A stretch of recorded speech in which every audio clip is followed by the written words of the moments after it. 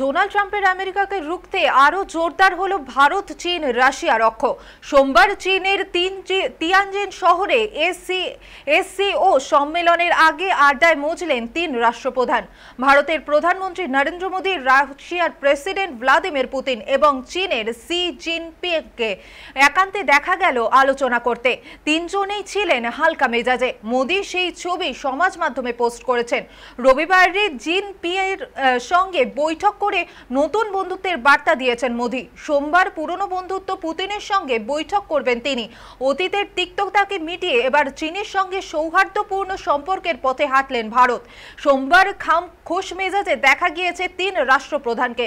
মোদীকে দেখেই জড়িয়ে ধরেন রুশ প্রেসিডেন্ট। তারপর একান্তে আলোচনা করতে করতে তাদের মঞ্চের দিকে এগিয়ে যেতে দেখা যায়। এরপর জিনপিং আসেন এবং তিন রাষ্ট্রপ্রধানকে আলাদা করে দাঁড়িয়ে বেশ কিছুক্ষণ কথা বলেন। এই ছবিও দেখা গিয়েছে জিনপিংকে কিছু বলছেন মোদী। আঙুল দেখিয়ে পায়ের দিকে ইঙ্গিত করছেন।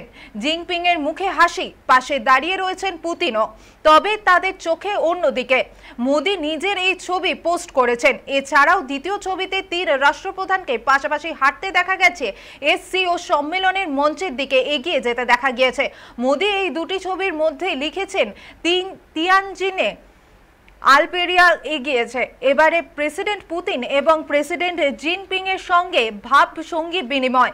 সব মিলিয়ে চীন এবং রাশিয়ার সঙ্গে ভারতের ঘনিষ্ঠতা ক্রমেই বাড়ছে, যা মোদীর প্রিয় বন্ধু ট্রাম্পের রাগের কারণ হয়ে উঠতে পারে।